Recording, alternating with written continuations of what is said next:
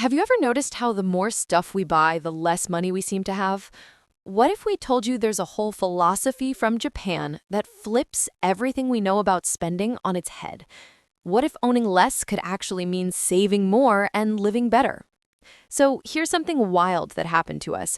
We were drowning in credit card bills, our closets were packed with clothes we never wore, and our bank account looked sadder than a Monday morning.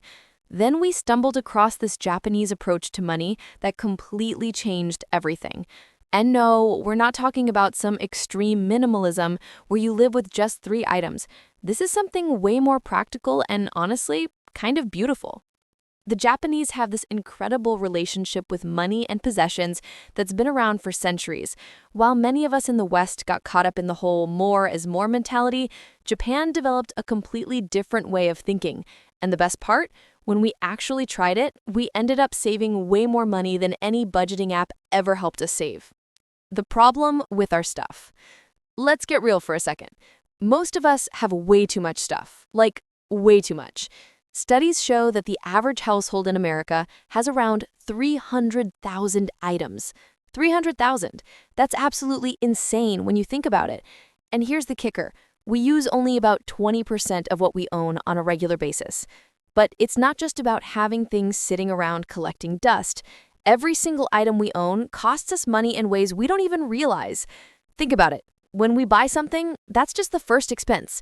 Then we need space to store it, which means bigger homes or storage units.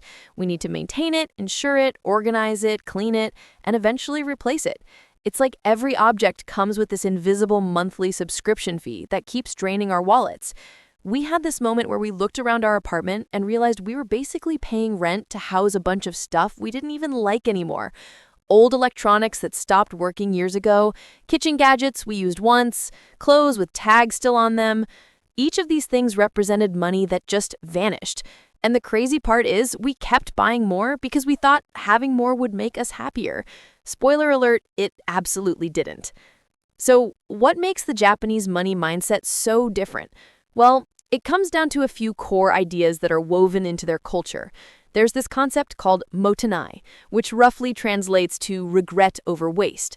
But it's deeper than just not wasting things. It's about respecting the resources and energy that went into creating something. When you really think about the value of what you have, you stop buying things carelessly. Then there's the whole idea of quality over quantity. In Japan, people often save up to buy one really good item instead of buying 10 cheap versions of the same thing. A Japanese person might spend months researching the perfect rice cooker or knife because they plan to use it for decades. Compare that to how we often grab whatever's cheapest on Amazon and replace it when it breaks next year. When you calculate the actual cost over time, buying better quality things that last actually saves a ton of money. Another huge part of this mindset is something called Danshari. It's basically the art of decluttering, but it goes way beyond just Marie Kondoing your closet. The word combines 3 concepts: refusing things you don't need, disposing of things that don't serve you, and separating yourself from attachment to possessions. When we started applying this to our lives, something clicked. We stopped seeing shopping as entertainment and started seeing our purchases as commitments. The first thing we did was way simpler than we expected. We just stopped for a second before buying anything. In Japan, there's this practice of waiting before making purchases. Not like waiting for a sale, but actually pausing to consider if you really need something. We started using this 30-day rule. If we wanted something that wasn't essential, we'd wait 30 days. You know what happened? About 80% of the time, we completely forgot about the item or realized we didn't actually want it anymore. This alone saved us hundreds of dollars every month. All those impulse purchases that seemed so important in the moment just faded away. And the things we did end up buying after 30 days, we appreciated them so much more because we'd actually thought about them. We also started really looking at what we already owned. This was honestly kind of embarrassing at first. We found duplicate items everywhere. 3 can openers, 7 phone chargers, countless pens that didn't even work. When you actually see how much redundancy exists in your life, it becomes harder to justify buying more. We made a rule: before buying anything, check if we already have something that does the same job. Then came the harder part, actually letting go of stuff. We went through everything and asked ourselves if each item added value to our lives, not if it might be useful someday or if we paid a lot for it, but if it genuinely served a purpose right now. This was tough because we had to confront all those past buying mistakes. That expensive bread maker we used twice, those fancy workout clothes that were supposed to motivate us to exercise. Letting them go felt like admitting we wasted money, but keeping them was wasting even more, wasting space, wasting mental energy, and wasting the opportunity for someone else to actually use them. The surprising results. Here's where things got really interesting. Within about 3 months of shifting our mindset, we noticed our savings account actually growing. Not because we were making more money or following some strict budget, but because we simply weren't spending as much. When you own less and want less, your monthly expenses naturally decrease. But the financial benefits went way beyond just spending less on new stuff. We realized we could move to a smaller, cheaper apartment because we didn't need all that storage space. That saved us about $400 a month right there. We stopped paying for that storage unit we'd been renting for years, which was another $150 a month. Even our utility bills went down because we had less stuff to power and maintain. And then there were the unexpected savings. Less clutter meant less stress, which meant we weren't doing as much stress shopping or ordering takeout because we felt too overwhelmed to cook. We weren't losing things anymore, so we stopped replacing items we'd simply misplaced. Our home became easier to clean, so we didn't need to hire help or buy a million cleaning products. The mental shift was probably the biggest change, though. Once we stopped seeing shopping as a hobby or a way to feel better, we had to find other ways to spend our time. We started doing free things we actually enjoyed, walking in parks, reading library books, cooking meals from scratch. Not only did these activities cost nothing, but they were genuinely more fulfilling than wandering through stores or scrolling through online shops.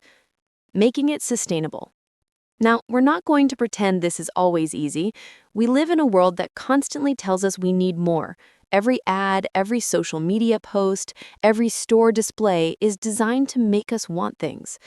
The Japanese approach helps because it gives you a framework to push back against all that noise. One thing that really helps is changing how you think about abundance. In our culture, abundance usually means having lots of things. But in the Japanese mindset, abundance is having exactly what you need and nothing you don't. It's about space to breathe, time to enjoy life, and freedom from the burden of too much stuff.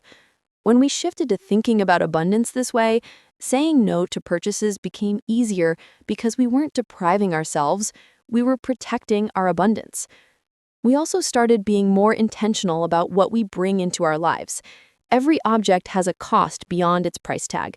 It costs time to shop for it, space to store it, energy to maintain it, and attention to manage it. When you really think about the full cost of ownership, you become way pickier about what deserves a place in your home. So here we are, owning probably half of what we used to own, and somehow we have more money in savings than ever before. Our apartment feels calmer. Our minds feel clearer. And honestly, we don't miss any of the stuff we got rid of. We can't even remember most of it. The Japanese money mindset taught us something our culture doesn't really emphasize, that less can genuinely be more. Not in some abstract philosophical way, but in a very real, practical, money in your bank account kind of way. Every item we don't buy is money we get to keep. Every possession we let go of is space and freedom we gain back. This isn't about being perfect or never buying anything again. It's about being thoughtful. It's about respecting what you have and being intentional about what you bring into your life. And yeah, it's about saving money by realizing that the best purchase is often the one you don't make.